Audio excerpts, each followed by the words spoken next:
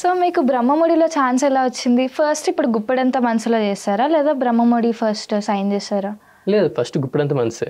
Okay. Guppedantha మనసు చేశాకే తర్వాత నాకు సేమ్ బ్యానర్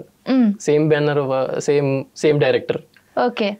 వాళ్ళు దీనికి కూడా అడిగారు. వెళ్ళాను, దానికి కూడా ఆడిషన్ ఇచ్చాను. ఓకే, సెట్ అయిపోయింది అది కూడా. ఇంకా అప్పుడు అది మీరు ఇది అయిపోయాక దీంట్లోకి వచ్చేసారు. ఓకే. బ్రహ్మముడిలో కవిగా యాక్ట్ చేస్తున్నారు కదా, మా కోసం ఒక కవిత అందరూ ఇదే అడుగుతున్నారు, కాకపోతే నాకు కవితలు రావు.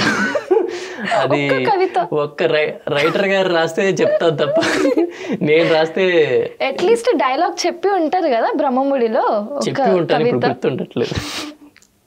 వి మిస్డ్ ఇట్ గైస్. చాలా పటాయిస్తున్నారు సార్. అప్పు గారితో మీ బాండ్ అసలు అందరికీ ఇష్టమే, పొట్టి పొట్టి అని పిలుస్తారు. అంటే మ్యామ్ నిజంగానే పొట్టిగా ఉంటారా లేదా ఆ క్యారెక్టర్ అట్లాంటిదా? అలా అడిగితే నేను చెప్పలేను, కానీ నిజంగానే పొట్టిగానే ఉంటుంది.